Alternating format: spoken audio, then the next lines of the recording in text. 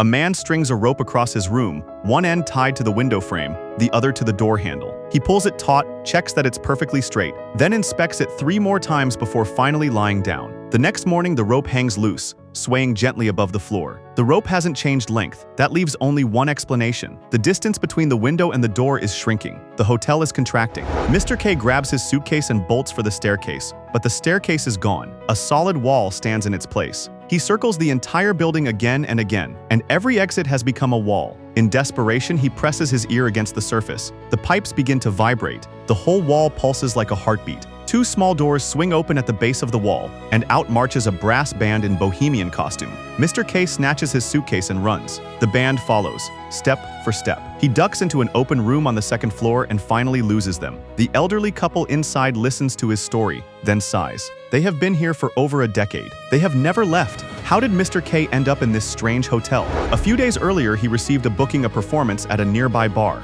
To keep his schedule on track, he found a hotel close by and checked in. But the moment he pushed open the door, strange things began happening one after another. The first thing he noticed was a pair of legs sticking out from under the bed. Someone was lying under there. Too exhausted to think much of it, Mr. K tidied up and went to sleep. The next morning, he grabs his suitcase and heads for the bar, only to find that the staircase from the night before has vanished, replaced by a seamless wall. He runs up and down the corridor searching for another way out, but every passage ends in a dead end. Then the entire hotel begins to shake violently. A band crawls out of a hole in the wall, playing a strange march as it moves toward him. Mr. K turns and runs. The band follows at an unhurried pace. Fortunately, the elderly couple on the 2nd floor opens their door and pulls him inside a narrow escape. Before long, Mr. K ventures back into the corridor in search of an exit. He hasn't gone far when the lights begin to flicker. A woman passes at the far end of the hallway. He rushes after her to ask for help, but she doesn't open her door for him. Instead, a group of children seizes the moment and steals his luggage. He chases them to the door and shoves it open. Inside, there's nothing but a pile of clutter. The children have vanished into thin air. He stands there, frozen, and that's when the eerie band appears again. Strangely, what looks like a tiny storage closet in front of him suddenly admits 2 waiters, who walk straight through the door. He slips in behind them before it closes. Inside is a lavishly decorated banquet hall. A woman of aristocratic bearing approaches and leads him directly to a table. The guests begin packing their things, as though preparing to leave all at once. Mr. K seizes the chance and asks the woman if he can go with them. Before she can answer, 4 men carry a bathtub to the center of the hall. The noblewoman steps forward, apparently intending to bathe. The entire room erupts in panic. Everyone surges toward the corridor at once. Mr. K is swept out of the banquet hall by the crowd, and a waiter shoves a plate of food into his hands. The head waiter hurries over and escorts him back to the hotel kitchen. By the time Mr. K comes to his senses, an apron is already tied around his waist. Urged on by the supervisor, he stumbles into working the kitchen. With no exit in sight, and suspecting these people might know a way out,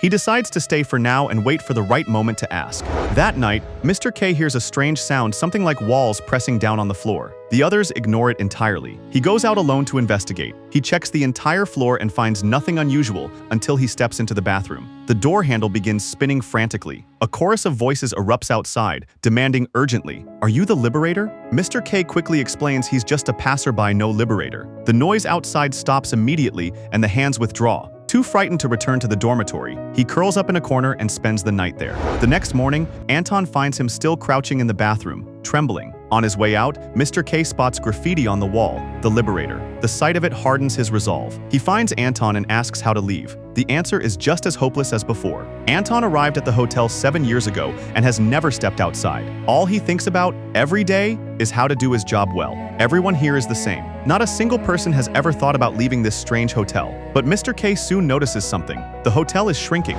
That night, he hears the walls pressing against the floor again. He ties a rope between the 2 sides of his room to test the theory. The next morning, the once-taut rope has gone slack. His suspicion is confirmed. He immediately finds the head chef and urges an organized evacuation. The head chef couldn't care less. Mr. K climbs up on something high and calls out to everyone, begging them to set down their work and save themselves. The head chef eventually has him thrown out of the kitchen for disturbing the order. Back in his room, Mr. K finds it smaller than before. The guests' first instinct isn't to escape, it's to move the extra furniture into the corridor so their own rooms feel more comfortable. As the hotel's windows begin to shatter under the pressure of the closing walls, Mr. K knows time is running out. Every morning he wakes up and maps the corridors, marking his path to avoid getting lost. Every night he comes back and records the day's route, searching for a pattern he can use. Then one night, as he sleeps, his door quietly opens. The next morning, he wakes to find an old man in his bed. The very same person who had been lying under it on his very first night, pretending to be dead. The old man looks so pitiful that Mr. K doesn't have the heart to send him away, and even shares half his own food.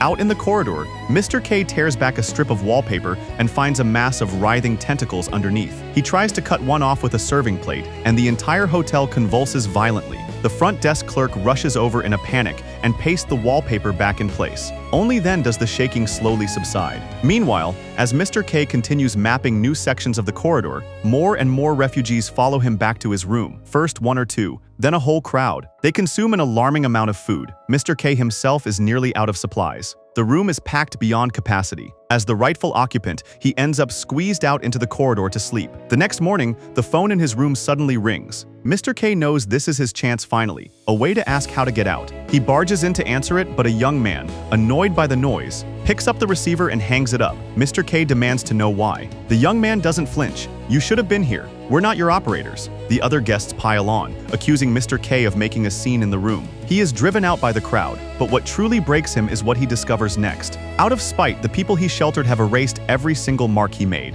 Days of careful work gone. Mr. K grabs a mop and furiously drives them all out. He barricades the door with furniture and boards up the windows with planks, then lies on the bed, utterly helpless. Just as he's nearly given up, the light on the ceiling begins to spin on its own. As the bulb falls, the two old ladies appear overhead, peering down through the ceiling. When they hear what he's been through, one of them offers a crucial clue. Just because you entered through the entrance doesn't mean you have to leave through it. The exit and the entrance may not be the same place. Mr. K shoves the wardrobe open in a burst of fury and finds a hole behind it. He doesn't know if this is the way out, but the people outside are about to break down his door. He crawls into the pulsing tunnel. A faint light glows from deep within. Mr. K crawls toward it, struggling forward. When he finally reaches it, he finds a massive egg, its surface slick with mucus. The moment he touches the shell, a flood of images pours into his mind. This hotel is not a building at all. It is a living host. The tentacles inside the walls are its flesh and tissue. The rooms are its organs. And the reason the hotel keeps shrinking is that the egg is developing. The growing embryo is pressing against the interior space of the host. At that moment, the sound of a door being broken down echoes from the corridor. The crowd floods into the room. They spot the mysterious passage in the wall and take it as a gift from above, a path of salvation left behind by their liberator. They kneel and worship, then scramble in one after another. Unlike Mr. K's careful movements, these people charge forward recklessly, crashing into everything around them, completely ignoring the writhing tentacles on all sides. The embryo writhes in agony. Mr. K watches it all and makes a decision. With everything he has, he pushes the tiny embryo out through the passage. He follows it out and plunges into a vast, deep blue sea. The embryo floats before him for a moment, studying him. Then gently, it lifts him up and swims toward the light.